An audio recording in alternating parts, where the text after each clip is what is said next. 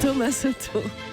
Aujourd'hui dans l'histoire, notre voyage quotidien dans le temps avec vous, Franck Ferrand. Bonjour Franck. Bonjour à tous les deux. Dites-nous à quel 15 février nous nous rendons ce matin. Le 15 février 1710, Thomas, nous sommes à Versailles, le jour de la naissance de l'un des rois les plus importants de notre histoire, Louis XV.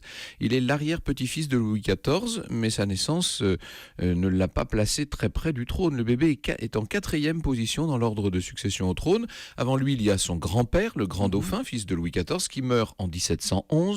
Puis son père, le duc de Bourgogne, qui trépasse à son tour en 1712. Reste le grand frère duc de Bretagne, qui est emporté par la rougeole à 5 ans seulement. Voilà une royale hécatombe qui aurait pu affecter le petit Louis s'il n'avait été littéralement arraché aux mains des médecins par sa gouvernante.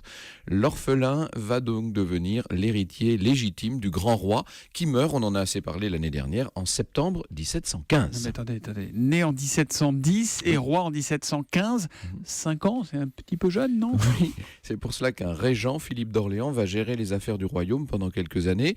Louis ne règne véritablement qu'en 1723, à sa majorité, qui est de 13 ans pour les jeunes rois de France. Et est-il aussi majestueux que son arrière-grand-père Louis XIV ? Oui, il est aussi majestueux, mais il n'est pas aussi passionné par l'exercice du pouvoir. Louis XV est un homme de cabinet, amoureux du secret. Les Français, néanmoins, l'aiment bien, cet orphelin miraculé, et ils vont le surnommer un jour le bien-aimé. Et il va régner longtemps, hein, c'est ça, je crois, Oui, Louis très XV. longtemps, puisqu'il ne mourra qu'en 1774, après plus d'un demi-siècle sur le trône.